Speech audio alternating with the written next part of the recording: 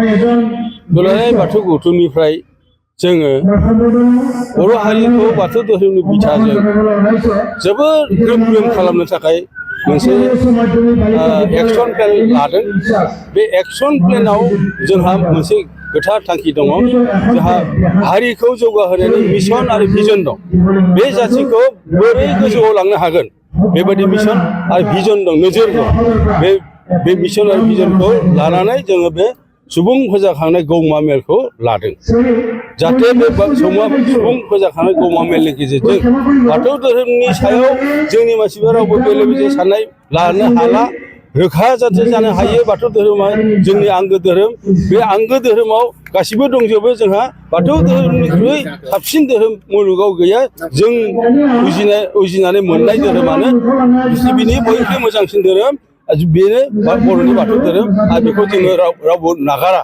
बेबायदि साननो हानाय गियानखौ जों रायजो राजानि खाथियाव लांनो थाखाय बे मिशन आरो भिजनखौ लानानै नैबे बाथौ धोरोमनि जिथु गौमा सुबुं फोजाखांनाय मेल बेखौ जोङो लादों, बाहागो लादों। आइ आफा रायजो राजाया निस्सय जों मा मावनो नागिरदों, जोंनि थांखि आरो जोंनि मावनायफोरखौ नुनानै गोजोनदों हयथ', बेनिखायनो फैदों।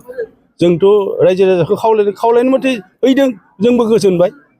नंगौ, आइ आफा रायजो राजाया नैबे दुलाराय बाथौ गौथुमा जिथु मावबाय थादों सैथोखौनो मावदों आरो नंगुबैखौ मावदों। आरो बाथौ धोरोमनि आसोल मावथिफ्रा बेयावसो दं।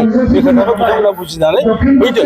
दिनै आं मिथिनायाव दिनै बे सुबुं गौमा फोजाखांनाय मेलाव 10,000 डेलिगेट जादों। 10,000 डेलिगेट जादों। कुमुरिघाटानिफ्रायनो 13खान बास, गंथाम उइंगार आरो गारि फिसायाथ' हिसाब गैया फैदों।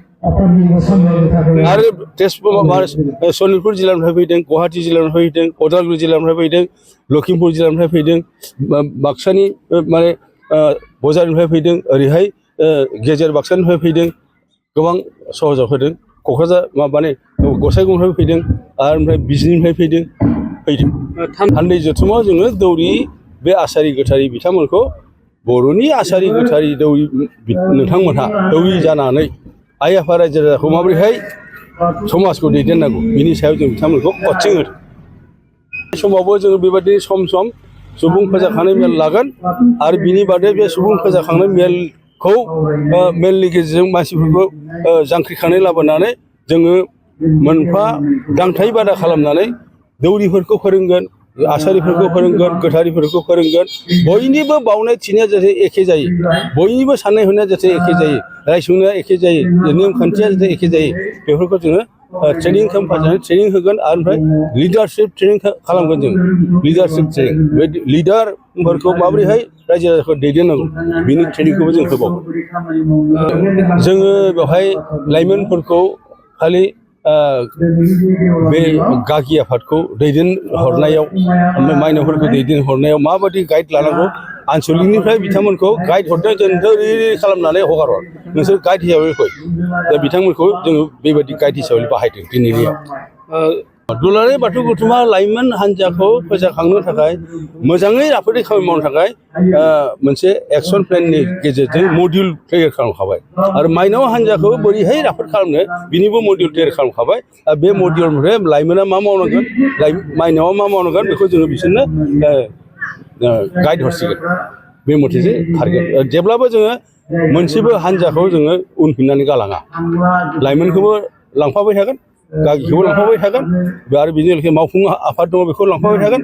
ओमफ्राय धोरोम सामलाय आफाद, जेरैहाय गोथारि हान्जा, सासे गाहाय गोथारि, 4 लेङाइ गाहाय गोथारि, जिल्लायाव 2 लेङाइ गोथारि, आनसलिकआव 2 आखान्थि गोथारि, बियाबाव गामियाव 1 आसारि, सासे दौरि, 1 दौसि, बिसोरखौ कमनलि एकदम एपइन्टमेन्ट होनानै जोङो ट्रेनिं होगोन।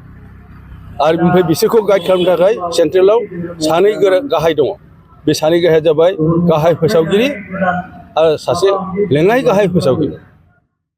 बिथांमोनहा गौथुमनि गागि आफादनि दैदेनगिरिखौ जोङो गोरा गाहाय नाम मोनबाय। आरो जोंनि दुलाराय बाथौ गौथुमा बायलाय जिलाय जालाया। दिनैनिफ्राय गोजोर जाबाय बे गागि आफादा चिरदिन एभारलास्टिं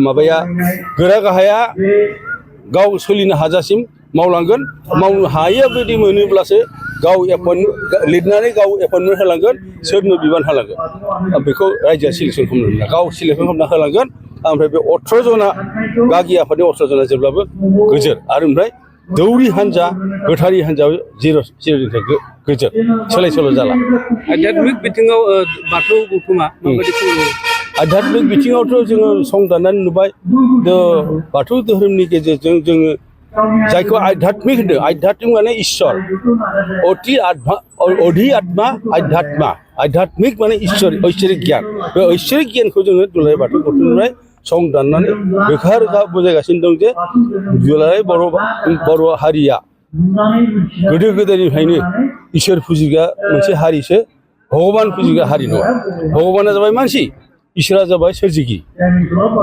बर' बाथौआरिनि गेजेराव इसोरखौसो जों गाहेला खालामना फुजियो बे बसुमतिनि आलियाव 18 जन जिथु जों खांख्ला थुनानै फुजिदों बिसोर खालि जोंनि गुरु बिसोर जोंनो बिहोमा होलांनायखाय बिसोरखौ जोङो इसोरखौ फुजिनाय समाव लाफानानैसो फुजियो नाथाय बिसोरखौ गाहेला खालामनानै मोनसेबो जों फुजा होआ जेनेबा दिनै मोनसिं सिबोरायनि जन्मदिन मोनसिंनि फुजा गाबोन सिबोरायनि थैनाय दिन सिबोरायनि फुजा बेबायदि जेन' गैया माने भगबान प्रधान फुजा गैया माने बाथौ बोराइ बाथौ बोराइखौ गाहेला खालामनानै फुजिनाय गैया इसोरखौ गाहेला खालामनानै फुजिनायसो जोंनि बाथौ धोरोमा माने बाथौ धोरोमा एक इसोरबाद धोरोम जाफुंसार जाखांनो आलासियाथ' फैबाय बिश्वजित दैमारि फैदों ओमफ्राय MLA सासे फैदों माबानि सरभगनि आरो बेनिफ्राय गुवाहाटीनिफ्राय जनजाति सुरक्षा मन्चनि सासे मन्थ्रि फैदों बिसोरो गावबागाव बक्तब्यखौ लाखिनांबाय नुनायाव बिसोरो गावबागाव सार्थखौ लानानै बुंजोबदों गासिबो नाथाय दुलाराय बाथौ गौथुमनि थांखि आरो नोजोरजों बिसोरनि लेक्सारफ्रा गोरोबाखै बेखौ जों जेब्लाबो हमथामना लाया आरो आलासि हिसाबै जों आजावदों नाथाय दुलाराय बाथौ गौथुमा बिसोरनि लेक्सारजों मिसलिड जानांगौ बाथ्रा गैया जाया बर' जाथिया जाया मिसलिड जाला नैबे फिल्डनि गेजेरजों नैबे खौरां बिजोंनि गेजेरजों नोंथाङा रायजोफोरखौ आं बेखौनो बुंगोन दुलाराय बाथौ गौथुमनिफ्राय बे खौरां बिजोंनि गेजेरजों दुलाराय आइ आफा बर' रायजो राजाया बाथौ धोरोमखौ गावनि आंगो बाथौ धोरोमखौ गोरबोजों अनसायनांगौ आरो खौसेथिनि गेजेरजों बयबो एना एनि गैयाजासे ज' जालायनानै फोथायलायनानै आजावनानै फालिनांगौ आरो मुलुगाव जों खौसेथिनि जिथु बान्दो बे बान्दोखौ जों देखायनो हानांगौ बेखौ आङो रायजो राजाखौ खावलायगोन